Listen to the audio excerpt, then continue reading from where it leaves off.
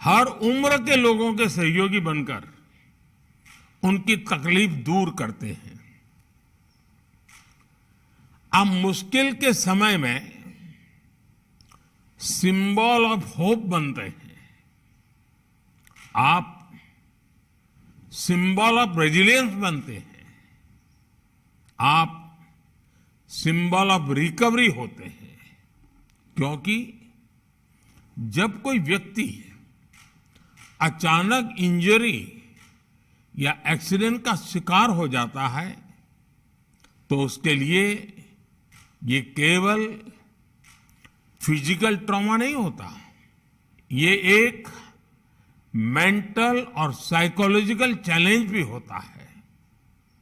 ऐसे समय में फिजियोथेरेपिस्ट केवल उसका इलाज नहीं करता बल्कि उसे हौसला भी देता है। साथियों, अक्सर मुझे भी आपके प्रोफेशन से, आपके प्रोफेशनलिज्म से बहुत प्रेरणा मिलती है। अपनी फील्ड में आपने ये जरूर सीखा होगा कि चुनौतियों से ज्यादा मजबूत आपके भीतर की ताकत होती है। प्रोत्साहन और थोड़े से एनकरेजमेंट और सपोर्ट से लोग मुश्किल से मुश्किल चुनौतियों पर भी विजय पा लेते हैं। कुछ ऐसी ही बात गवर्नेंस में भी देखने को मिलती है। हमारे देश के गरीबों को एक सपोर्ट की जरूरत थी ताकि वे अपनी रोजमर्रा की जरूरतों को पूरा कर सकें।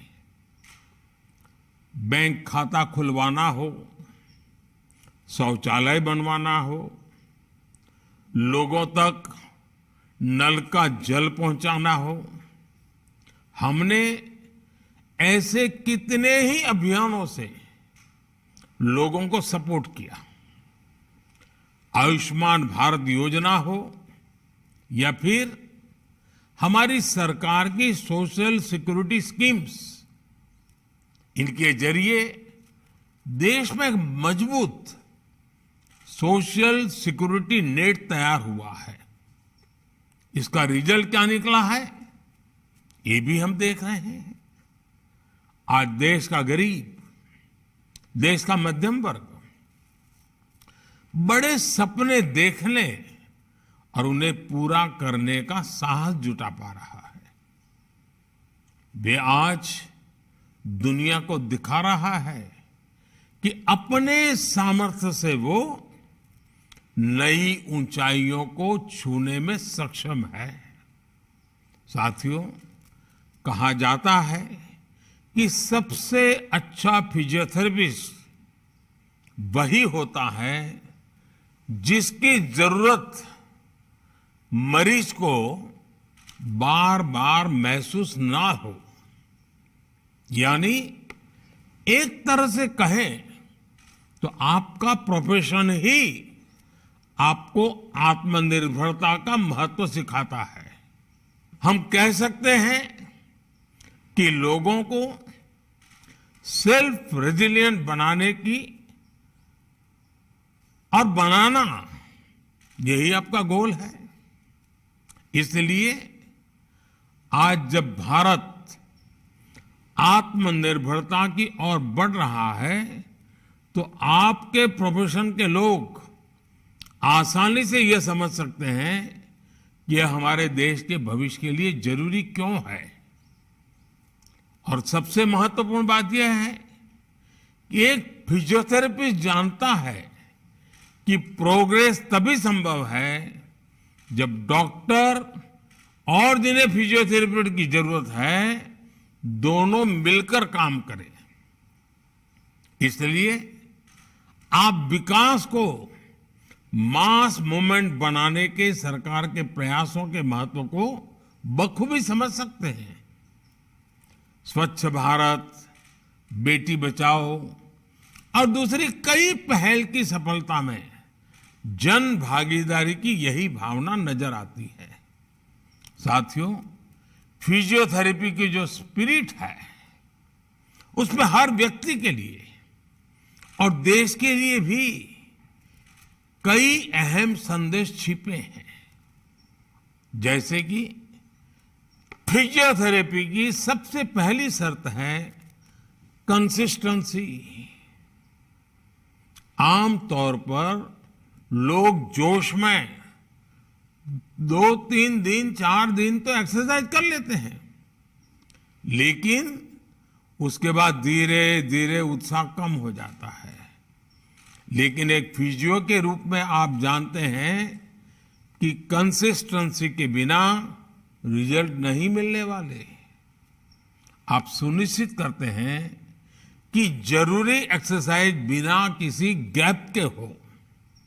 ऐसे ही कंटिन्यूटी और कन्विक्शन देश के लिए भी जरूरी होते हैं।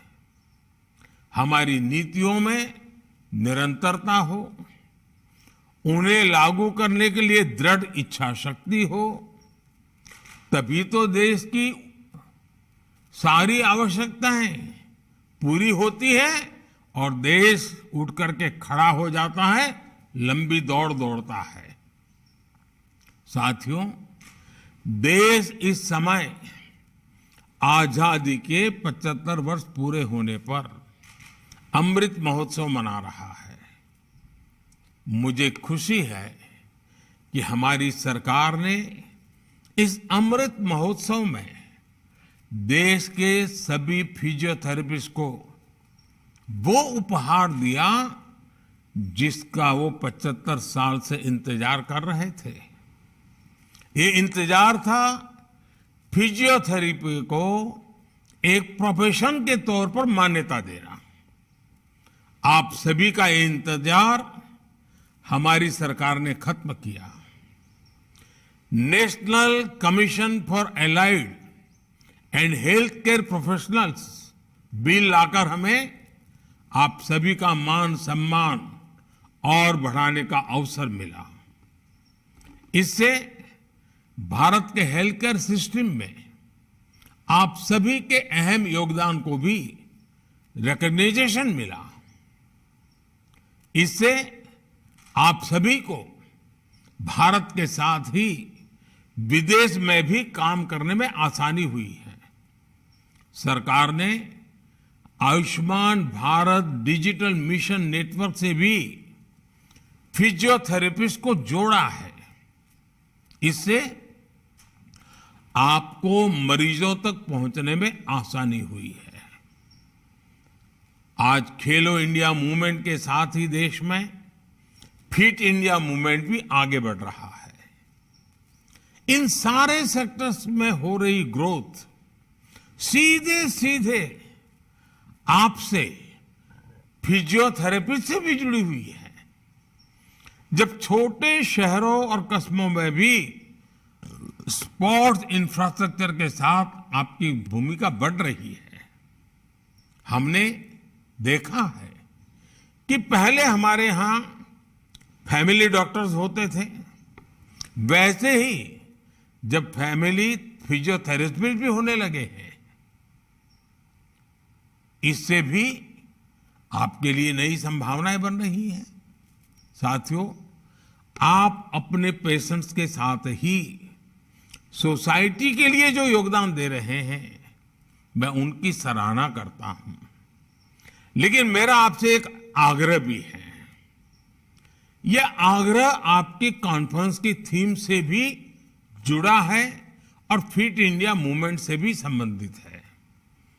क्या आप right posture, right habits, right exercise और इनके इंपॉर्टेंस के बारे में लोगों को एजुकेट करने का टास्क ले सकते हैं? ये जरूरी है कि लोग फिटनेस को लेकर सही अप्रोच अपनाएं।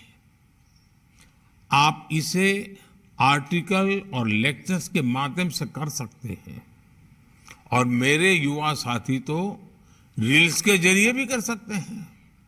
साथियों, मुझे भी कभी कभी फिजियोथेरेपिस्ट की सेवा लेनी पड़ती है।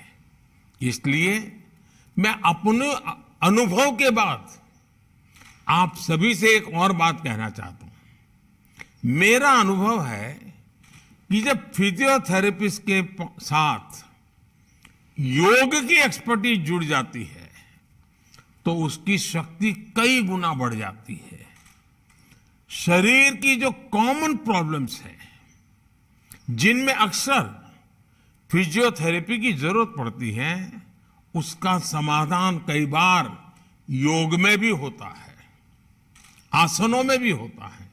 इसलिए आपको फिजियोथेरेपी के साथ साथ योग भी आता होगा तो आपकी प्रोफेशनल पावर बढ़ जाएगी।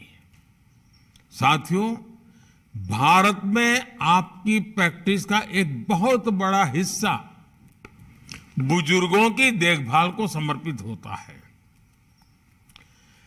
पेशेंट केयर में आपका एक्सपीरियंस और आपकी व्यवहारिक समझ बहुत मायने रखती है। मैं आपसे इन्हें अच्छी तरह से डॉक्यूमेंट करने का भी आग्रह करूंगा।